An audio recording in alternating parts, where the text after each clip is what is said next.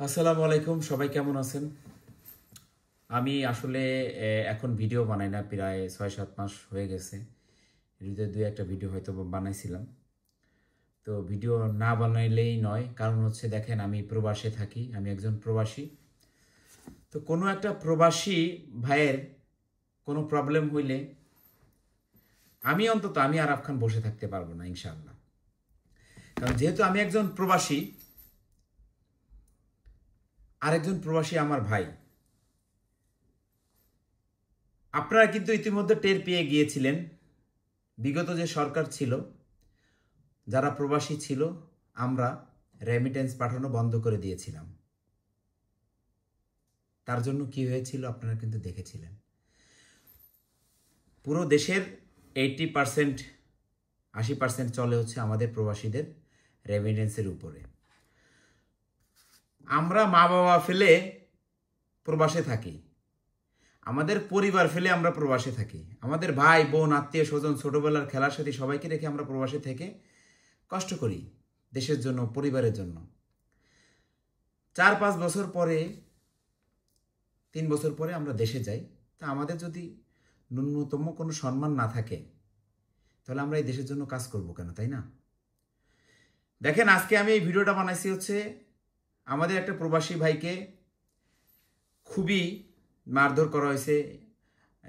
এটা খুবই প্রবাসী আমরা যারা, আমাদের সবার 2 কোটি প্রবাসীর খুবই দুঃখজনক আমাদের কাছে। তো আপনারা ভুলে যাবেন না, নতুন গভর্নমেন্ট, নতুন সরকার যারাই আছেন না কেন, আপনারা ভুলে যায়েন না আমাদের হাত ছিল, আমাদেরও চেষ্টা ছিল আপনাদের এখানে বসানোর জন্য।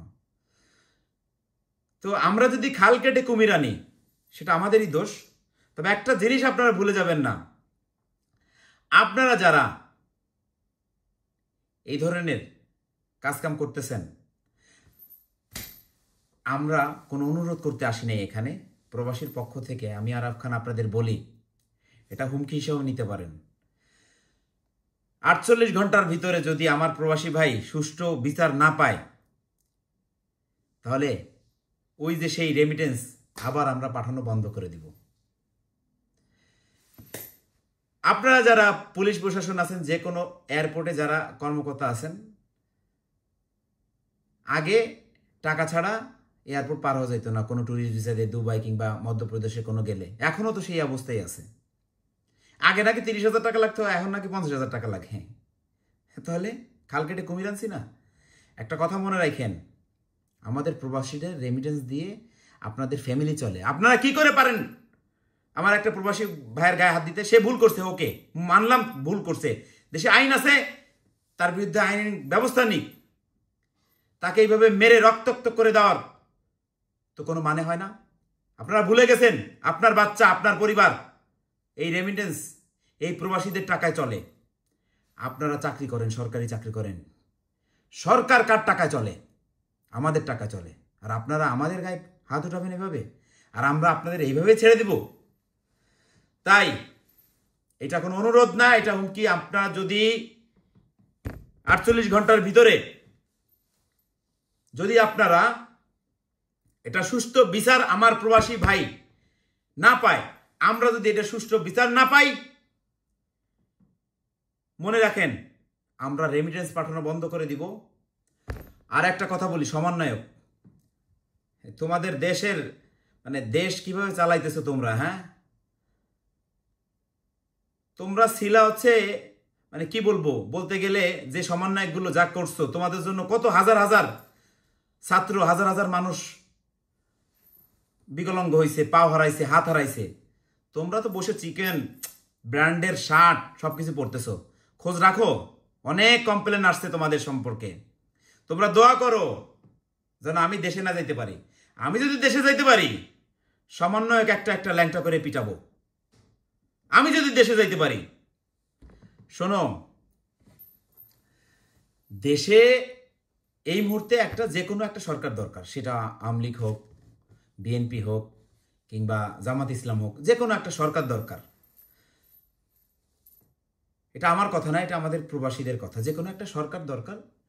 কারণ হচ্ছে কি, দেখেন, গাধা দিয়ে তো হাল চাষ করা যায় না।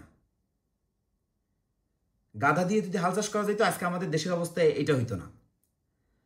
তো তোমরা যারা সমন্বয়ক আছো, তোমরা যারাই সমন্বয়ক আছো, তোমরা এখনো সাবধান হয়ে যাও। আর আমি জানি তোমাদের অলরেডি ভিসা টিকিট সবকিছু রেডি, কিন্তু দোয়া করো যেন আমি দেশে না আসি। এর ভিতরে যদি আমি দেশে আসতে পারি, তাহলে আমি বললাম না হাতিঝিলের পানিতে নিয়ে একটা একটা করে ল্যাংটা করে পিটাবো।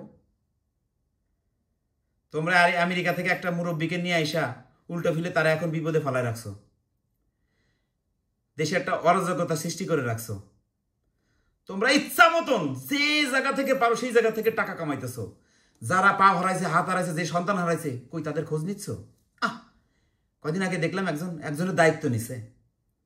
শালার পোশালা দায়িত্ব নিছস কি ফেলানি না কার দায়িত্ব নিস, ভালো কথা। হাজার হাজার মানুষ হাত পা হারাইছে, তাদের দায়িত্ব তো নিস নাই। আমারে ফোন দিয়ে কান্নাকাটি করে, আমার কাছে হাজারো মেসেজ আছে যে স্যার আমারে সরকারি চিকিৎসাটা পর্যন্ত দেয় নাই। তা তোদের সমন্বয়কদের খালি দেশে আসি, যদি ল্যাংটা করে না পিটেছি সমন্বয়ক তোদের। আমার প্রবাসী ভাইয়ের বিচার 24 ঘন্টার ভিতরে না 48 ঘন্টার ভিতরে যদি বিচার না হয়, তোরা সমন্বয়ক, আমরা রেমিটেন্স পাঠানো বন্ধ করে দিব দিব দিব। আর ভাবিস না এটা আমার কথা, এটা 2 কোটি প্রবাসীর কথা। প্রবাসীরা আমার কথা শুনে।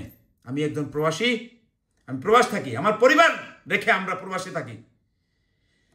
পরিবারের মায়া ত্যাগ করে আমরা প্রবাসে থাকি দেশের জন্য, পরিবারের জন্য। সেই আমরা যখন দেশে যাব, আমাদের সম্মান না করে আমরা যদি ভুলও করি এয়ারপোর্টে গিয়ে, আমাদের জন্য আইন আছে, আমাদের গায়ে কিভাবে হাত দেয়। একজন প্রবাসীর গায়ে হাত হয় নাই, এটা 2 কোটি প্রবাসীর গায়ে হাত দেওয়া হয়েছে। আমরা আর সেই আগের মতো নাই যে আমাদের পরে একটা কিছু করবো আর আমরা চুপ করে বসে থাকবো। আমরা টের পেয়ে গেছি যে আমাদের টাকায় দেশ চলে, আমরা প্রবাসী, আমাদের রেমিটেন্সে দেশ চলে। শোন সমন্বয়করা, এখনো সময় আছে, বিচার 48 ঘন্টার ভিতর করবি, নাইলে আমরা রেমিটেন্স পাঠানো বন্ধ করব। আর সেটার জন্য যা করতে হয় তাই করব। যাদের কাছে যতগুলা আমাদের ভাইরা আছে প্রবাসী, সবার কাছে হাত জোর করে বলবো, আমরা 48 ঘন্টা অপেক্ষা করবো। 48 ঘন্টার ভিতরে সুষ্ঠু বিচার, যে বিচারে আমরা প্রবাসীরা যাতে খুশি হই।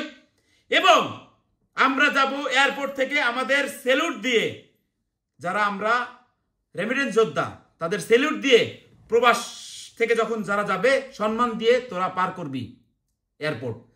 আর আপনাদের এনু সাহেব,